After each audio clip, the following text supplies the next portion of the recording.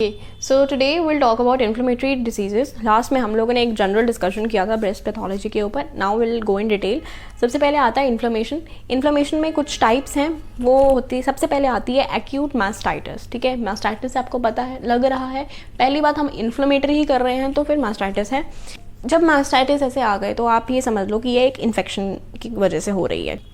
तो acute mastitis के बारे में अगर हम और जानें तो इसमें क्या होता है, इन्फेक्शन जो होती है वो होती है मेनली, जो इन्फेक्शन हो रही है that is from staphylococcus aureus. अब स्टेफाइलोकोकस ऑरियस वो क्या करवाता है, वो मोस्टली तब एंटर करता है जब हम लोग ब्रेस्ट फीड करते हैं। तो ब्रेस्ट फीड करने के जैसे स्टार्टिंग का जो फर्स्ट वीक है उसमें ब्रेस्ट फीड कर रहे हैं तो ये जो स्टेफाइलोकोकस है इट कैन एंटर, और कुछ जो फिशर्स नहीं होते, निपल स्किन में फिशर्स होते हैं, उसके थ्रू ये एंट्री ले लेता है। ओके, और फिर first week of breast feeding में ये कॉज कर देता है इन्फ्लेमेशन। अब ये एब्सेस कॉज कर सकता है, वहाँ पे जाकर इन्फेक्शन वहाँ पे जाकर चला गया, उसके बाद क्या हुआ, वहाँ पे मैक्रोफेजेस आ गए, इन्फ्लेमेटरी सारे सेल्स आ गए, तो उन्होंने न्यूट्रोफिल बैक्टीरिया वगैरह सब ने मिलाकर एक लैक्टेशनल एब्सेस क्रिएट कर दिया। वहाँ पे क्या कर दिया, फाइब्रो एडिपोस टिश्यू में, तो वहाँ पे फाइब्रो एडिपोस टिश्यू है ना, फाइब्रस टिश्यू है, वहाँ पे फैट है ना, क्योंकि उसके अंदर स्ट्रोमा में क्या है, तो दैट इज़ वहाँ पे उन्होंने एब्सेस क्रिएट कर दिया। अब इन्फ्लेमेटरी जब कंडीशन होती है, वैसे तो रेयर है, लेकिन उसमें होता क्या क्या है, क्या फीचर्स आते हैं। एक तो एरिदमा होगा, ठीक है, एरिदमा इज रेडनेस, एडिमा होगा, पेन और टेंडरनेस। मेनली एरिदमा और एडिमा को हम कंसिडर करते हैं, लेकिन रियली पेन और टेंडरनेस भी होती है। इसको हम ट्रीट कैसे कर सकते हैं, बिकॉज ऑफ इन्फेक्शन है तो स्टेफाइलोकोकस ऑरियस बैक्टीरिया के खिलाफ हम लोग एक एंटीबायोटिक दे देंगे। उसके साथ भी अगर ना हुआ तो सर्जिकल एक्सीजन करना पड़ेगा, लेकिन मोस्ट ऑफ द केसेस में हम इसको एंटीबायोटिक से ट्रीट कर सकते हैं, this infection of staphylococcus aureus. Name याद रख लो, बहुत इंपॉर्टेंट है स्टेफाइलोकोकस ऑरियस।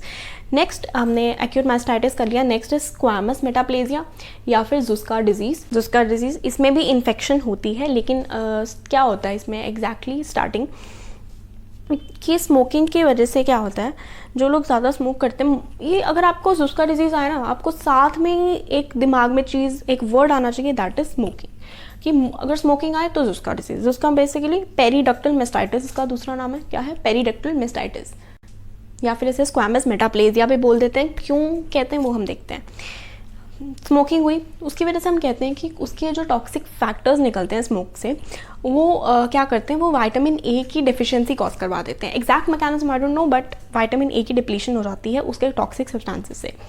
विटामिन ए आपको पता है वो हमारी एपिथेलियल की डिफरेंशिएशन में, हमने बायोकेम में पढ़ा है कि vitamin A is useful in the differentiation of epithelial layer. तो अगर एपिथेलियल सेल की नहीं स्पेसिफिसिटी मेंटेन रहेगी, मतलब उसमें क्या होगा, मेटाप्लेजिया हो जाता है। डिस्प्लेजिया एक एबनॉर्मल डेवलपमेंट होती है, मेटाप्लेजिया स्पेसिफिक टर्म है। मेटाप्लेजिया हम यूज़ करते हैं जब एक डिफरेंशिएटेड सेल टाइप है, मान लो कि वो डिफरेंशिएटेड ऑलरेडी है, वो दूसरे डिफरेंशिएटेड में कन्वर्ट हो गई। So metaplasia is transformation of one differentiated cell type to another differentiated cell type. इसमें क्या होगा, जो हमारी कॉलमनर के बॉडल, जो भी हमारे यहाँ पे सेल्स हैं, वो क्या करते हैं, जो हमारे डक्टल सेल्स हैं, जो ल्यूमिनल सेल्स हैं, उन्होंने क्या करना है, उन्होंने कैरेटनाइज्ड स्ट्रैटिफाइड स्क्वैमस में कन्वर्ट हो जाना है। अब कैरेटनाइज्ड स्ट्रैटिफाइड का मतलब क्या होता है कि मल्टीपल लेयर्स में होना। तो अगर इसकी मल्टीपल लेयर्स, पहली बात ये मल्टीपल लेयर्स में हो गया, ठीक है, काफ़ी जगह तो उसने उसमें ही उसने घेर ली कि यहाँ पे मान लो, यही मान लो कि यहाँ पे उसने कितनी सारी लेयर्स बना दी, ठीक है, ये ऑलरेडी थी, ठीक है, ऊपर से क्या हुआ, ये कैरेटनाइज्ड हो गए। कैरेटनाइज्ड मतलब कि वो सिक्रीट करेंगे कैरेटिन यहाँ से। अब कैरेटिन सिक्रीट करेंगे, कैरेटिन की भी डेपोजिशन होगी। अब क्या होता है कि कैरेटिन का एब्सेस बनेगा, कैरेटिन एब्सेस बन गया, उसकी वजह से क्या होगी, ऑब्स्ट्रक्शन हो गई ब्रेस्ट की, obstruction of ducts, basically ducts की ऑब्स्ट्रक्शन हो गई।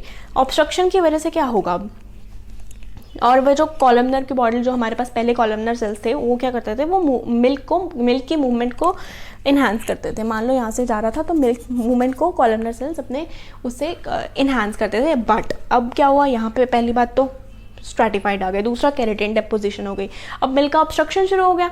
अब मिल्क का ऑब्स्ट्रक्शन शुरू हो जाएगा तो वहाँ पे ट्रैपिंग हो जाएगी मिल्क की। अब क्या होगा, इन्फेक्शन होगा, वहाँ पे बैक्टीरिया आ जाएगा, ग्रो करेगा, क्योंकि बैक्टीरिया को तो बाहर ना चाहिए कहीं पर भी आने का, तो बैक्टीरिया आ जाएगा और वहाँ पे इन्फ्लेमेटरी प्रोसेस स्टार्ट हो जाएगी। अब जो बैक्टीरियल इन्फेक्शन अगर हम देखें तो एग्जैक्टली कहाँ होती है, निपल के अंडर, निपल के बीनीथ, इसके बीनीथ, और इस केस में रीअकरेंस का चांस भी काफ़ी ज़्यादा होता है, जिसका डिजीज़। तो ये वैसे तो अपने आप कर सकती है, लेकिन अगर हम इसकी सर्जिकल एक्सीजन करें या फिर एंटीबायोटिक्स दें, क्योंकि इन्फेक्शन को हम लोग को इराडिकेट करना है। दिस वाज उसका जिसमें स्मोकिंग की वजह से विटामिन ए, उसके बाद उसमें मेटाप्लेजिया हो जाता है। मेटाप्लेजिया में वो किसी और में कन्वर्ट हो जाती है, किसमें, कैरोटिनाइज स्ट्रेटिफाइड स्क्वैमस में। उसमें स्ट्रेटिफाइड में काफ़ी सारी लेयर्स आ जाती हैं, कैरोटीन की डेपोजिशन हो जाती है, एब्सेस बन जाता है, मिल्क की ऑब्स्ट्रक्शन हो जाती है, इन्फेक्शन हो गया वहीं पर और इन्फ्लेमेशन हो गई। ठीक है, नेक्स्ट है हमारा duct ectasia. This is mammary duct ectasia. Ectasia का मतलब होता है वाइडनिंग। ठीक है, उसका मीनिंग एक्टेजिया का मतलब है वाइडनिंग, या फिर ई से आप याद कर सकते हो एक्सटेंशन, तो वाइडनिंग होता है उसका मतलब। अब पोस्ट मेनोपॉजल वुमेन में होता है ये, या फिर मल्टीपैरस मतलब ओल्ड एज। दूसरा मल्टीपैरस, मल्टीपैरस मतलब उसके कितने सारे उसने डिलीवरी की हुई है, मल्टीपैरस है। अब इसमें क्या होगा कि जो मिल्क डक्ट्स हैं निपल के बेनीथ जो मिल्क डक्ट्स हैं वो वाइडन हो जाएगी। एक तो वाइडनिंग होगी उसकी, और उसकी वॉल थिक हो जाएगी, और उसके अंदर काफ़ी सारा फ्लूइड भी फिल्ड हो जाएगा, और वो फ्लूइड फिल्ड होने की वजह से वो डक्ट ब्लॉक हो जाएगी। तो क्या हुआ, सबसे पहले मिल्क डक्ट जो थी, लैक्टिफेरस डक्ट्स थी, उनमें क्या हुआ, उनकी वाइडनिंग हुई, क्योंकि हमने बोला एक्टेजिया हो रहा है। वाइडनिंग हुई और उसके बाद क्या हुआ कि उसमें फ्लूइड फिल्ड हुआ और ब्लॉक हो गई डक्ट। उसमें सिक्रीशन जो है वो बहुत ज़्यादा होती है कि अगर वहाँ वो वाले एरिया में क्रॉनिक इन्फ्लेमेशन चल रही है तो फिर ये मिल्क डक्ट जो है वो वाइडन कर जाती हैं इन्फ्लेमेशन की वजह से। इसका रीज़न हो सकता है कि लॉन्ग टर्म मायोएपिथेलियल स्ट्रेन, मतलब कि मायोएपिथेलियल काफ़ी टाइम से अपना काम कर रहे थे, ये ऐसे काम कर रहे थे अपना, लेकिन अब वो थक चुके हैं, या फिर उसकी स्ट्रेन की वजह से वो अब अपने आप को वाइडन कर लेते हैं, वो इतना एफर्ट नहीं देते और वो वाइडन हो जाते हैं। नेक्स्ट कॉज क्या हो सकता है कि जो ब्रेस्ट टिश्यू है, एजिंग जब होती है, एजिंग में क्या होता है कि अपना जो ब्रेस्ट टिश्यू है वो ग्लैंडुलर से फैटी में कन्वर्ट होना शुरू हो जाता है। तो उस चेंज में, उस प्रोसेस में ये हो सकता है कि एक्टेजिया हो गया। ठीक है, तो ऐसा दो तीन रीज़न है, इन्फ्लेमेशन, क्रोनिक इन्फ्लेमेशन, या फिर लॉन्ग टर्म मायोएपिथेलियल स्ट्रेन, या ब्रेस्ट टिश्यू का चेंज आना एजिंग की वजह से। तो ये कुछ कॉजेज़ हैं जिनकी वजह से ये होता है, एंड नथिंग इज, कोई एक चीज़ नहीं है कि हाँ यही है, कुछ भी हो सकता है। ठीक है, अब इनके अंदर क्या होता है, निपल डिस्चार्ज होता है, जो कि बहुत इंपॉर्टेंट है। इसमें जो डिस्चार्ज होता है ग्रीनिश डिस्चार्ज, हम बेसिकली कहते हैं ग्रीनिश निपल डिस्चार्ज। क्यों होता है, इन्फ्लेमेटरी सेल्स होते हैं, ठीक है, वहाँ पे क्योंकि इन्फ्लेमेशन है, इन्फ्लेमेटरी में तो हम पढ़ रहे हैं ये सब, तो इन्फ्लेमेटरी सेल्स होंगे, लिपिड्स आएंगे, मैक्रोफेजेस आएंगे, इन सब का डिस्चार्ज निकलता है, तो that is greenish white discharge. हमने बोला कि फ्लूइड फिल्ड हो गया, थिकनिंग हो गई, तो वो वाले एरिया में बैक्टीरिया, जो भी अफेक्टेड डक्ट है, जो उनसे भी अफेक्टेड डक्ट है, वहाँ पे बैक्टीरियल ग्रोथ भी हो सकती है। तो एक्टेजिया में क्या हुआ, एक्सटेंशन, वाइडनिंग हुई और उसके अंदर ज़्यादा सिक्रीशन आई और डक्ट ब्लॉक हो गई, वहाँ पे बैक्टीरियल इन्फेक्शन भी हो सकता है। क्यों हो सकता है, ये होता क्यों है, वाइडनिंग क्यों होती है, एजिंग की वजह से हो सकती है, या फिर मायोएपिथेलियल सेल्स अपना थक गए हैं, अब मायोएपिथेलियल सेल्स जिन्होंने कॉन्ट्रैक्ट करना था वो थक गए हैं, या फिर क्रॉनिक इन्फ्लेमेशन की वजह से। तो ये कुछ कॉजेज़ हैं।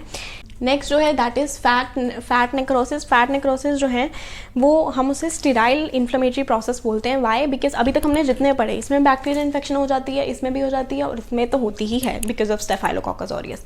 तो ये फैट नेक्रोसिस ऐसा है जो स्टेराइल है, मतलब इसमें बैक्टीरियल इन्फेक्शन नहीं होती। तो इंपॉर्टेंट है, अगर आपको डिसाइड करना हो, ये एमसीक्यू आ सकता है कि कौन सा स्टेराइल है या कौन सा बैक्टीरियल है, तो ये ही एक है जो स्टेराइल है। फैट नेक्रोसिस वही हमने बोला कि स्टेराइल प्रोसेस है। इसमें क्या होता है, निपल की इन्वॉल्यूशन अंदर चले जाना, निपल की इन्वर्जन हो जाती है। अब ये जो निपल की इन्वर्जन होती है ये एक साइन है कार्सिनोमा का, तो ब्रेस्ट कैंसर का। अगर हमने इसको डिफरेंशिएट करना है, क्योंकि fat necrosis is a inflammatory process, alright, it's not a cancer. तो अगर हमने डिफरेंशिएट करना है तो फिर हम कैसे करेंगे कि अगर नेक्रोसिस हो रही है उसमें तो that is fat necrosis, that is not cancer, ऐसे हम डिफरेंशिएट कर सकते हैं।